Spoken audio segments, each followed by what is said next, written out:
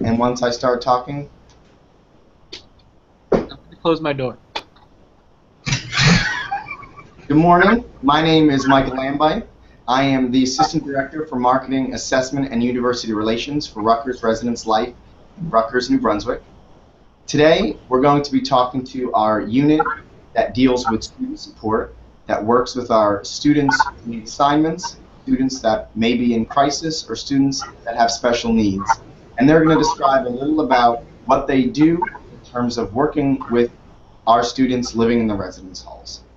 I want to thank you for joining us on this, our second Google Hangout. If interested, we launched our first Google Hangout last Wednesday, and we spoke with RAs and an RLC, a Professional Residence Life Coordinator, who discussed a little about how they build community, how they work with the students in the residence halls. I want to take a moment and allow our student support staff to introduce themselves and explain a little about what they do.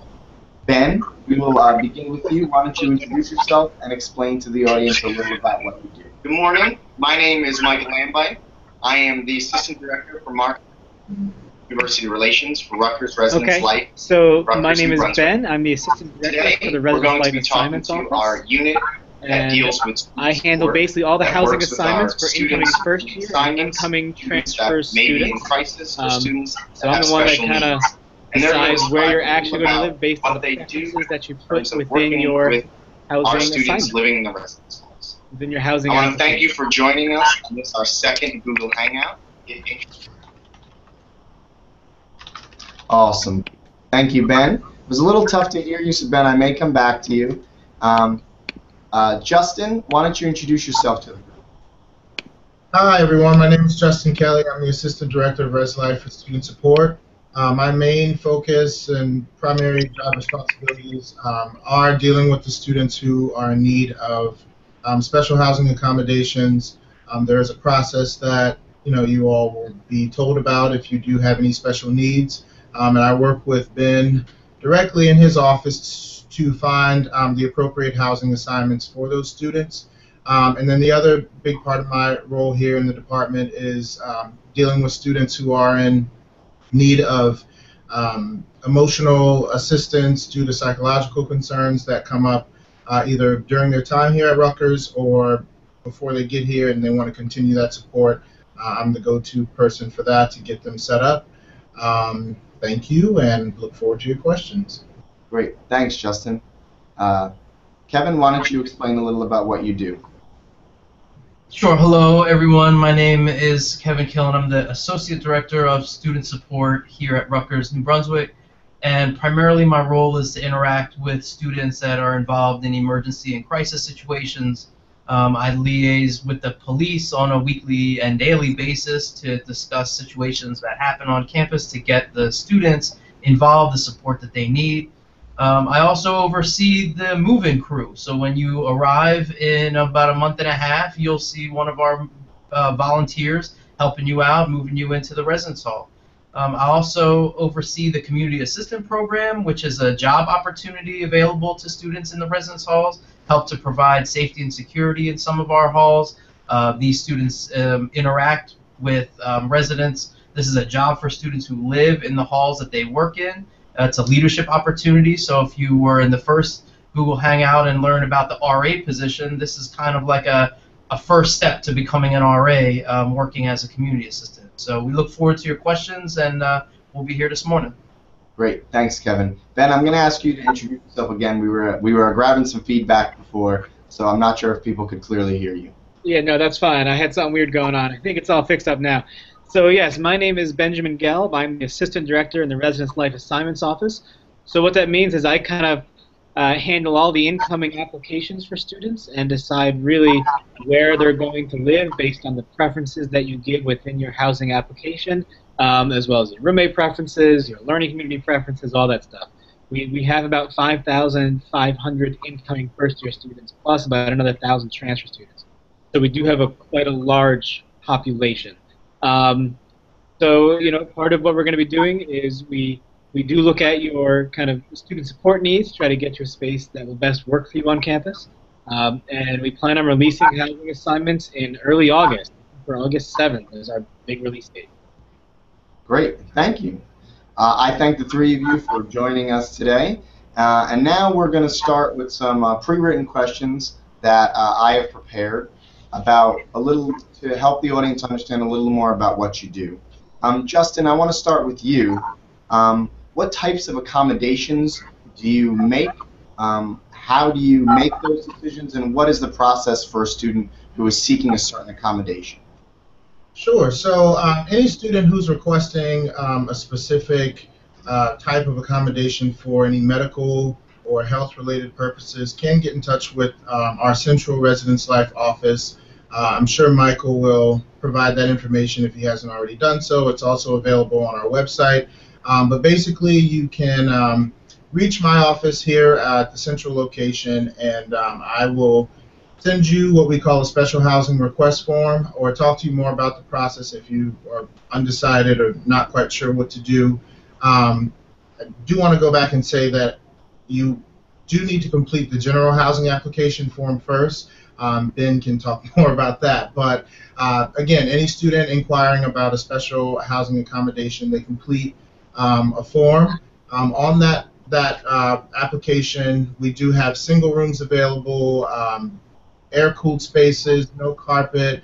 If you are in a wheelchair and need a specific type of ADA space, we do have those available. It really all depends on what you need, and we will do our best to accommodate you based on the things that you list.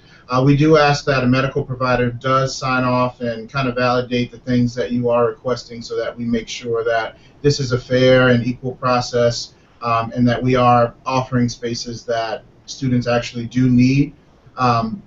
If it's something that is a little bit more egregious or concerning, I do have a few folks here at the university that I do work with, such as dining services, professionals over at our health centers.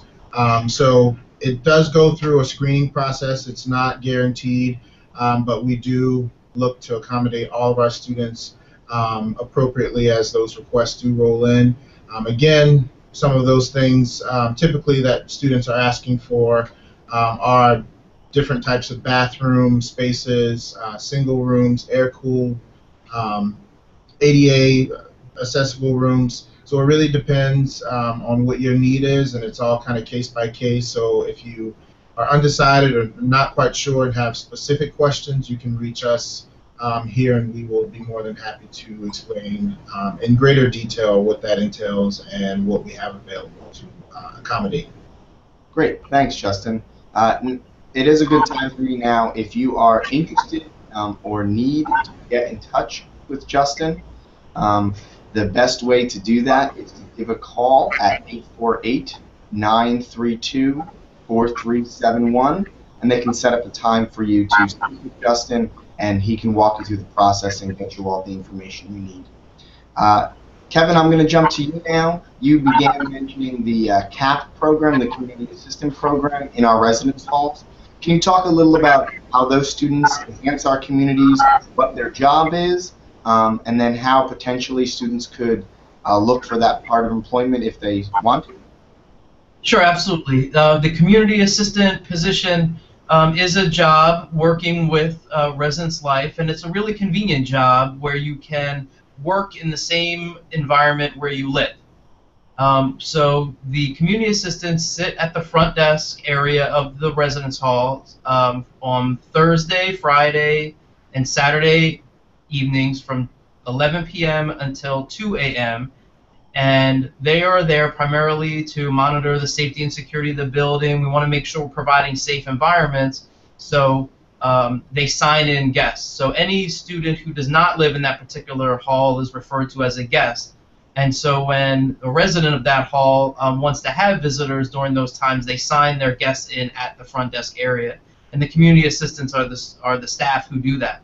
And so they live and work in that environment. They know the RAs. They do activities with the RAs. They participate in programs with the RAs. So they're really part of that Residence Life staff. And it's a really good leadership opportunity for students who want to be involved. So during your time here at Rutgers, I'm sure you're going to be involved in a lot of things like student organizations. And this position this position really prepares you to take on leadership roles in student organizations, apply to be an RA, and things like that. So if students are interested in applying for that job, then we are hiring students who are eligible for federal work study. So if you are eligible for work study, then you'll want to inform the Student Employment Office that you'd like to be assigned to Residence Life, and they will work to assign you to our department. We'll provide you with an interview. We'll figure out the best environment and the best type of position in your living community for you, and we'll be hiring the best students that we interview and then placing them into jobs, and then they'll go from there. Great. Thanks, Kevin. My next question, Kevin, is also directed towards you. We have a really good relationship with Campus Police, and that is forged by the Student Support Office in a very big way by you. Can you talk about the benefits that having this brings to the residents? Absolutely, yeah, Michael, that's true. We have a very positive relationship with the police, and this comes from keeping open lines of communication with the Rutgers University Police Department on a regular basis. We want to make sure that the things that they're being made aware of and the things that we are being made aware of, that we're all on the same page, so that incidents involving students don't fall through the cracks. And the one thing that incoming students should know about our university police is that they're trained specifically to deal with college-age students. They're provided with additional training beyond that of like your normal police officer in order to deal with our resident and university population of students. So I think that kind of sets them apart from what you may perceive to be a police interaction. We know that interacting with students and police officers can be a stressful situation for students, but we want to provide from our department, in conjunction with the police, a supportive environment where we're really helping students that are involved in crisis situations with the support that they need. But our police are very visible on campus. They're very friendly to students. They interact regularly, and so it's not uncommon for students to see a police presence on campus, and that all goes into maintaining that relationship and keeping open lines of communication with our department. Great, thanks, Kevin. Ben, the next couple questions are going to come to you. I get a lot of questions in speaking to parents and students at orientations and throughout the spring semester as they're applying for housing. Can you talk a little about what the process is after a student completes housing and what potentially the matching looks like and what the placements look like? Sure. So obviously the application itself is pretty simple. You just apply online through the enrollment pathway. That just forwards you right to our application website. Within that application, you're going to give us a lot of information. Some of the stuff you're going to give us includes your campus preference, so what campus you prefer to live on at Rutgers. So you can put the Livingston campus first, the College Ave campus first. You really have to rank all 5 campuses. And keep in mind that it's a preference. It's not a guaranteed spot. So you want to make sure that whatever you put down is not something that you're guaranteed to get. Unfortunately, a lot of students put down the Livingston campus, and we just can't fit everyone on the Livingston campus. A lot of people put the College Ave campus that has the smallest amount of first-year students. We just can't fit everybody on their top campus choice. The good news is that the earlier that you apply, the better your chances of getting your top-ranked campus choice. So our recommendation to everybody is apply early, and apply early.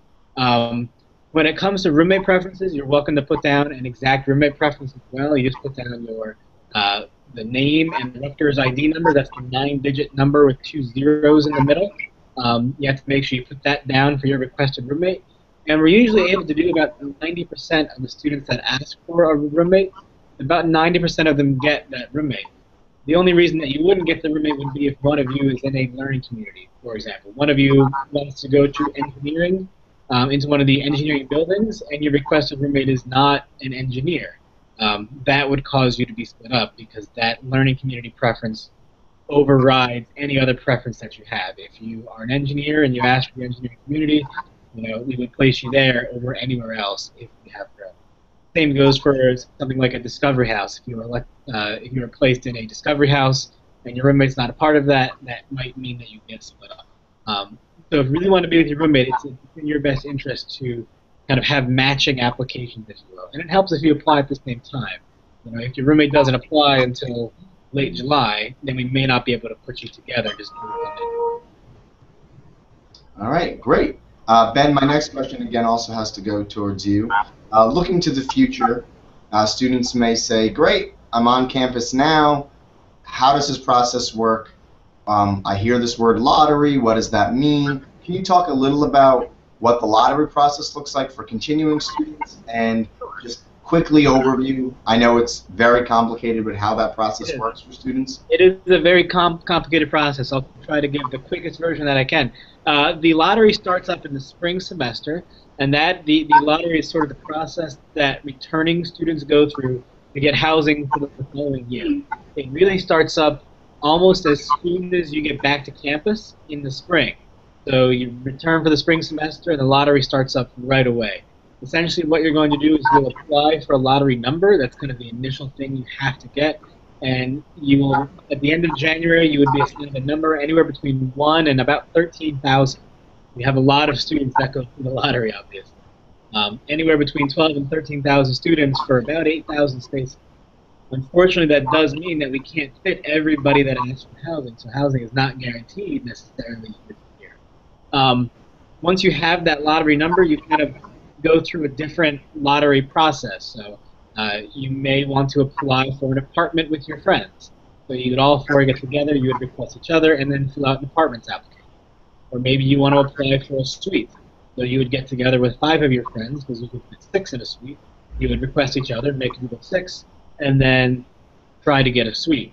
So the way it essentially works is we take the list of students that apply for a given area. For example, an apartment area, if we have 200 apartments available and we have 300 groups of students, that means at some point there's going to be a cutoff. So we won't be able to fit all 300 groups into those apartments. We use a system of seniority points, so the further on in your academic career, the more seniority points you have, you get preference for the apartments. If you're a first-year student, you actually have more reverse seniority points, so you get preference for the doubles and the suites. It's a pretty confusing process. It's a pretty long process. It takes about 3 months, January, February, and March, by the time the whole thing's done. So, once that comes, we'll have a lot of information and posters up about it. I would definitely recommend you read through everything once it's out. Great. Thanks, Ben. No problem. Looking at our comments, we're now going to start taking questions from the viewers. If you are watching live right now, please post comments. If you are watching after this has gone live, you won't have the opportunity to post comments. So we're going to look at some of our live questions. Justin, the first question is for you. You mentioned a little about working with students and supporting students who are having mental health concerns. Can you just outline a little what that looks like and what we do in our department if a student is experiencing a mental health concern? Sure. So my role specifically is pretty well connected with our counseling center, as well as some of our all of our deans of students on each campus. So again, case by case, depending on what the student is requesting, or a lot of times they aren't quite familiar with all the support services that we do have available for our students here on campus. So I do know a lot of what is available, and of course, they move in, they come here, they're RA, they see a lot of us, meaning they see a lot of folks in residence life. And unfortunately, sometimes things happen within our residence halls, so we're the first to know about it. And then my role kind of directs what step needs to happen after things have taken place in the residence hall. So we are available to take just general questions for students who just want to learn more about the support services available.